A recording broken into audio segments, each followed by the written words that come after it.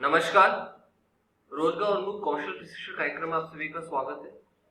इस प्रशिक्षण कार्यक्रम में अब तक हमने कंप्यूटर की बेसिक जानकारी, MS Office, MS Word, MS Excel और एमएस पावर पॉइंट की फंक्शनलिटीज को प्रैक्टिकली और थियोरेटिकली वे से जाना है और प्रैक्टिकली वे से हमने हर फीचर्स को इम्प्लीमेंट भी किया है।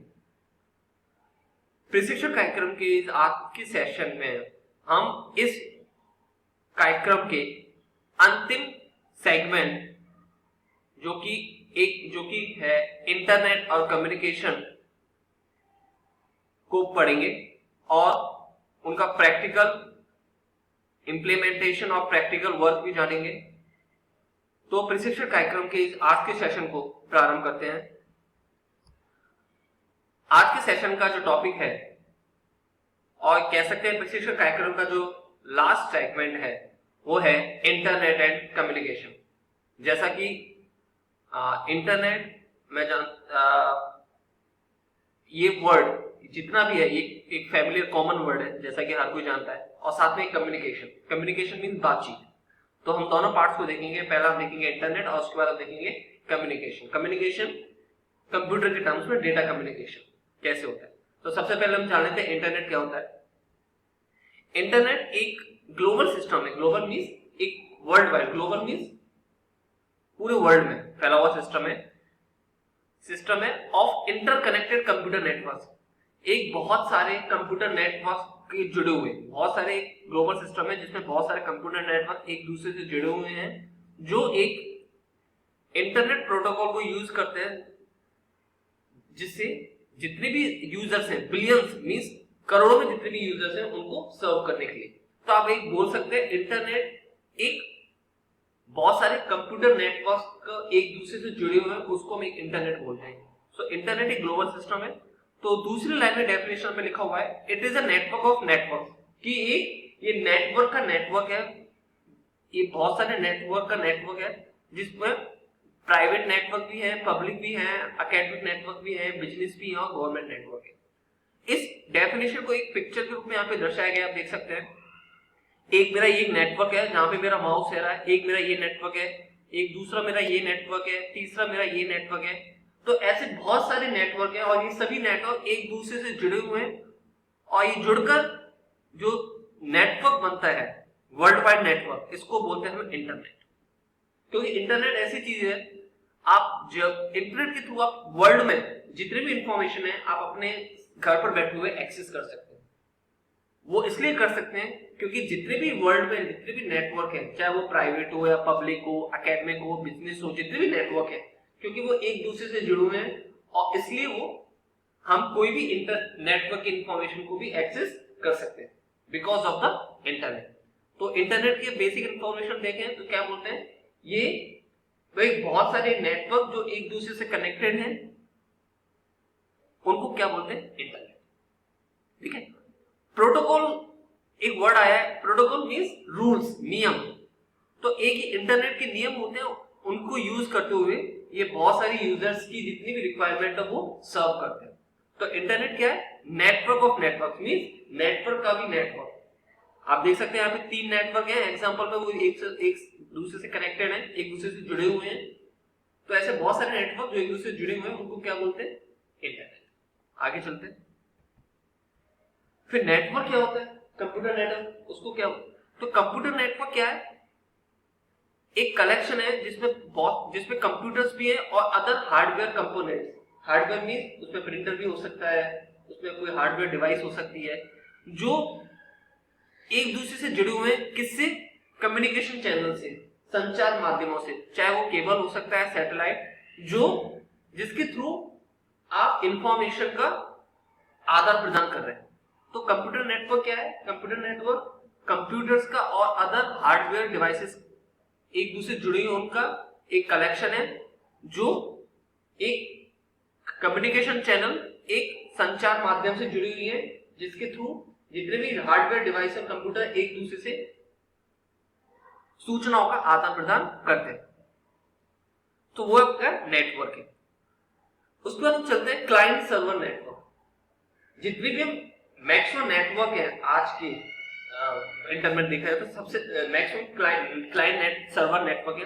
क्लाइंट सर्वर नेटवर्क में क्या होता है, आप देख सकते हैं आप पिक्चर में एक कंप्यूटर होता है, एक कंप्यूटर्स होते हैं जो जिनका काम क्या होता है कि जितने भी क्लाइंट उससे जुड़े हुए हैं उनकी रिक्वेस्ट को सर्व करना। जैसे हम कोई शॉप पर जाते हैं, शॉप पर हम जाते हैं तो हम जैसे कोई दूध की दुकान पर गए तो हमको दूध चाहिए तो हम क्लाइंट हो गए। तो और जो शॉप क्या होगी जिससे हम दूध लेने जा रहे हैं वो एक सर्वर हो गया, क्योंकि वो हमारी रिक्वेस्ट को जितनी भी हमारी हमको सर्व कर रहा है, और जो सर्विस प्रोवाइड करा रहा है वो सर्वर है और जो सर्विस का यूज कर रहा है वो क्लाइंट है। तो इस तरह से हम देख सकते हैं कोई भी एक सर्वर है जो जिसकी बहुत अच्छी कॉन्फ़िगरेशन होती है और इतनी सारे क्लाइंट्स की वो रिक्वेस्ट को सर्व कर रहा है। तो ये आपका कौन सा नेटवर्क हो गया, क्लाइंट सर्वर। तो सर्वर कौन हो गया, जो सर्विस प्रोवाइड करा रहा है, और क्लाइंट कौन हो गया, जो सर्विस को यूज कर रहा है। तो इसको बोलते हैं हम क्लाइंट सर्वर नेटवर्क। आप देख सकते हैं यहाँ पे एक सर्वर है और बाकी के सब क्लाइंट नेटवर्क सर्वर। तो सर्वर भी कंप्यूटर है, क्लाइंट भी कंप्यूटर है। डिफरेंस क्या है कि सर्वर की जो कॉन्फ़िगरेशन है और मेमोरी है, जो भी ऑपरेटिंग सिस्टम है या प्रोसेसिंग है, वो बहुत हाई होती है क्लाइंट के कंपेयर में। ठीक है, आगे चलते हैं। अब हम देखते हैं यहाँ पे दो टाइप्स के नेटवर्क होते हैं, बेसिकली 4 टाइप्स के होते हैं, लेकिन जनरली जो हम क्लासिफाई करते हैं जो यूज के अकॉर्डिंग वो 2 होते हैं। पहला है लैन, दूसरा है वैन। लैन की फुल फॉर्म है लोकल एरिया नेटवर्क, जो कंप्यूटर्स और जितने भी हार्डवेयर डिवाइस है उनको कनेक्ट करता है एक छोटे से एरिया में, जैसे घर, स्कूल। जैसे आपको स्कूल में कंप्यूटर नेटवर्क या इंटरनेट की फैसिलिटीज प्रोवाइड करा रही है स्कूल के सिस्टम में, तो वो किस कैटेगरी में आएगा, लैन। दूसरा आता है वैन। वैन क्या होता है, वाइड एरिया नेटवर्क, जो कंप्यूटर्स और जितने भी हार्डवेयर डिवाइस को कनेक्ट करता है एक बहुत बड़े क्षेत्र में। जैसे आप बोल सकते हैं नेशनल या इंटरनेशनल। एग्जांपल, इसका बेस्ट एग्जांपल है इंटरनेट। ठीक है, तो आप देख सकते हैं वैन बहुत सारे लैन को बना के क्या बन सकता है, एक बनता है वैन। तो जितने भी लैन नेटवर्क है, छोटे छोटे नेटवर्क, वो सब एक दूसरे से कनेक्टेड है और उन सबको कनेक्ट होके एक जो बड़ा नेटवर्क बनता है उसको क्या बोलते हैं, वैन, जिसको बोलते हैं वाइड मींस जिसका कवरेज एरिया बहुत बड़ा है, बहुत चौड़ा है। तो इसका बेस्ट एग्जांपल क्या है आपका, इंटरनेट। और घरों में, ऑफिस बिल्डिंग में जो भी इंटरनेट या नेटवर्क जहां पे यूज होता है वो कौन सी कैटेगरी में आता है, लैन। आप देख सकते हैं पिक्चर के थ्रू इसको दर्शाया गया यहाँ पर। नेक्स्ट कुछ डेफिनेशंस हैं या टर्मिनोलॉजीज हैं, वो डिस्कस कर लेते हैं। पहला है बहुत वर्ल्ड वाइड वेब, जिसको हम सब जानते हैं www।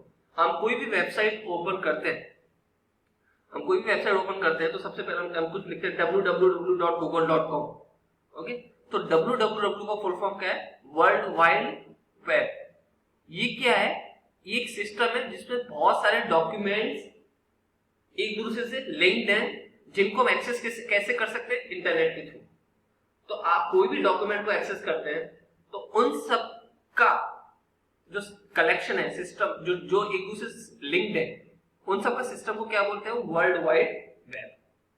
तो वर्ल्ड वाइड वेब क्या है, एक सिस्टम है जिसमें बहुत सारे हाइपरटेक्स्ट डॉक्यूमेंट एक दूसरे से इंटरलिंक, एक दूसरे से जुड़े हुए हैं, जिनको हम इंटरनेट के थ्रू एक्सेस कर सकते हैं। आप देख सकते हैं वेबसाइट में होता है www.google.com। तो इस तरह से हम बहुत सारे उनको एक्सेस करते हैं। जो नेक्स्ट टर्म है वो है वेब ब्राउजर। वेब ब्राउजर क्या होता है, वेब ब्राउजर एक सॉफ्टवेयर है जिसके थ्रू हम एक वेबसाइट को देख सकते हैं, और एक इंटरफेस, एक बीच में माध्यम की तरह काम करता है यूजर और वर्ल्ड वाइड वेब के।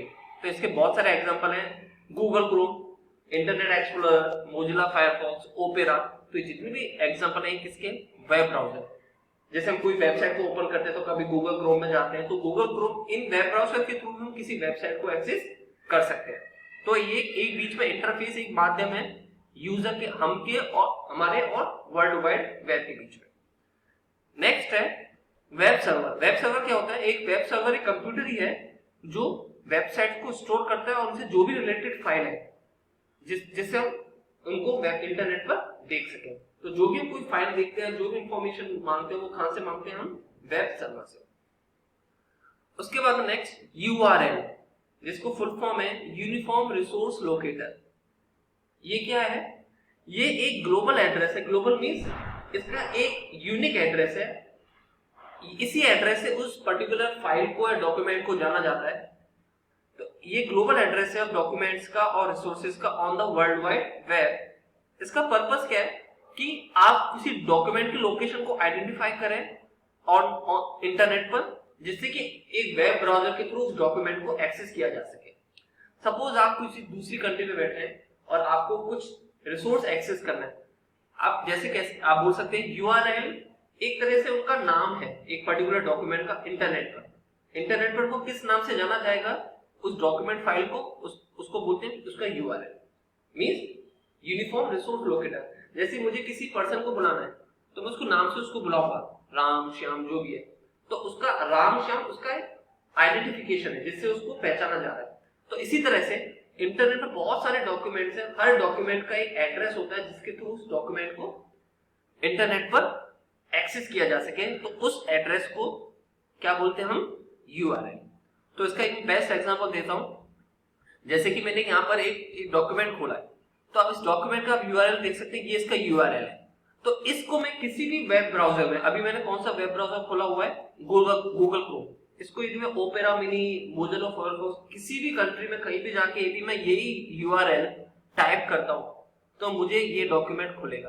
तो आप कह सकते हैं कि इस डॉक्यूमेंट का ये यूआरएल है, ये एड्रेस है जिसके थ्रू मैं वर्ल्ड में कहीं भी जाके इस डॉक्यूमेंट को इंटरनेट पर देख सकता हूं किसी भी वेब ब्राउजर के थ्रू। तो ये आप देख सकते हैं जो मेरे माउस के, ये इस डॉक्यूमेंट का जो मैंने खोला है इसका एक यूआरएल है, ठीक है। तो इसको आप किसी भी वेब ब्राउजर में कहीं भी आप जाके कोई भी कंट्री में जाके खोलेंगे तो आपका ये डॉक्यूमेंट खुलेगा, क्योंकि ये डॉक्यूमेंट का एड्रेस ये है। आई होप आपको इस चीज समझ में आई होगी। आगे चलते हैं। नेक्स्ट है आपका कम्युनिकेशन। अब कम्युनिकेशन हम बेसिकली एक सिंपल सी कम्युनिकेशन देखें तो इसको बोलते हैं बातचीत।